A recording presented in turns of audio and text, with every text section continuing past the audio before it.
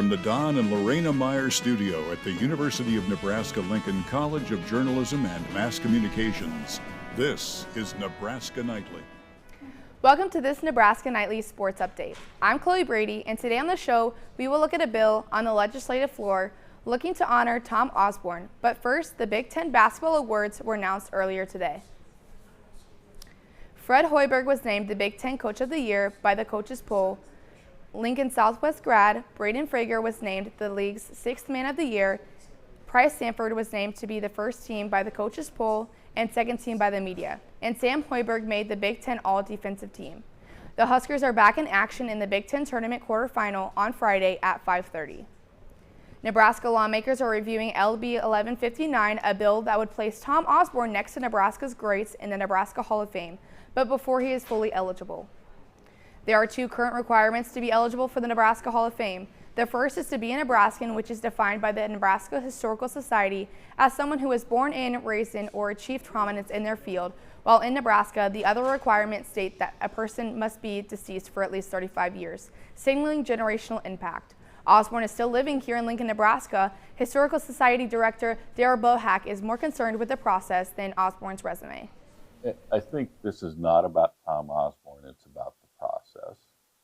I think that's a really clear point.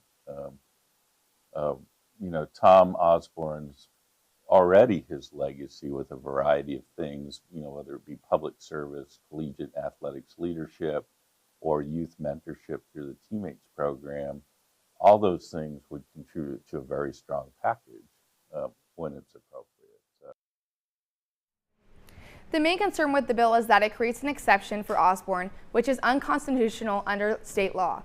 Osborne was the head coach of the Nebraska football team for 25 years before representing Nebraska's 3rd Congressional District as a U.S. Congressman for 6 years, and finally returned to Nebraska Athletics as the Director of Athletics. Though the bill has gotten interest from the public, it is unlikely to be debated this year as no senator has designated it a proprietary bill.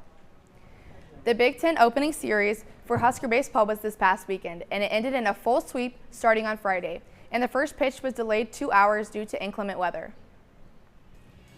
A quick 6 outs to start the game for the Husker pitching, then bottom of the second and Desmond Nunez cracks one in between the first and the second to send Jet Buck home and capture the lead early. He doesn't survive the pickle, but the Huskers are off to a good start.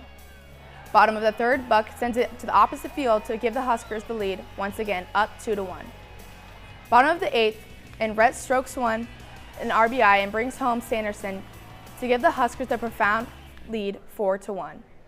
Top of the ninth, and all the Huskers had to do was shut them out, but Michigan State had other plans. 2 runners on base, and Isaac Strugus homers it to the right field stands and ties the game late 4-4. 2 extra innings we go, and bottom of the 10th because Sanderson saves the day with a walk-off home run. Huskers win 5-4 in extra innings and secure the first conference win. Thank you for tuning in to Nebraska Nightly Sports Update. You can follow Nebraska Nightly on Instagram and Twitter at Nebraska Nightly. Be sure to tune in tomorrow for our live show at 4:45 p.m. and then on Wednesday for the next news update at 4:30 p.m. Have a good evening. Nebraska Nightly is a production That was better of the than the first University one, of Nebraska-Lincoln's College of Journalism and Mass Communications.